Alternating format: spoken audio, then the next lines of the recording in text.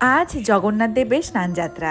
আর আজকের এই পূর্ণতিথিতে সকলকে জানাই অনেক অনেক শুভেচ্ছা। আর আজকে থেকেই রথযাত্রার দিন গোনা শুরু। হাতে গোনা মাত্র 15টা দিন। আর জগন্নাথ, বলরাম, সুভদ্রা দেবীকে গর্ভগৃহ থেকে বের করে আনা হয়েছে স্নানযাত্রার জন্য। আর এই সুন্দর অমূল্য দৃশ্য দর্শন করে সকলের দুর্ভোগ কাটুক। সবাই দর্শন করো, বলো জয় জগন্নাথ। সকল ভক্তের হাতে দেখো একটা একটা করে কলসি রয়েছে, জগন্নাথ দেবকে স্নান করানো হচ্ছে। শুনেছি নাকি এই কলসি কলসি জলে স্নান করার পর জগন্নাথ দেবের জ্বর চলে আসে, আর তারই রোগ নিরাময়ের জন্য চলে চিকিৎসা। আর জগন্নাথ দেবের স্নানযাত্রা চাক্ষুষ করতে পুরীতে কিন্তু এই সময় বহু মানুষ ভিড় করেছে। আমি চলে গেছিলাম আমার গুরুদেবের আশ্রমে স্নানযাত্রা দেখতে। আমি এই প্রথমবার স্নানযাত্রা দর্শন করলাম।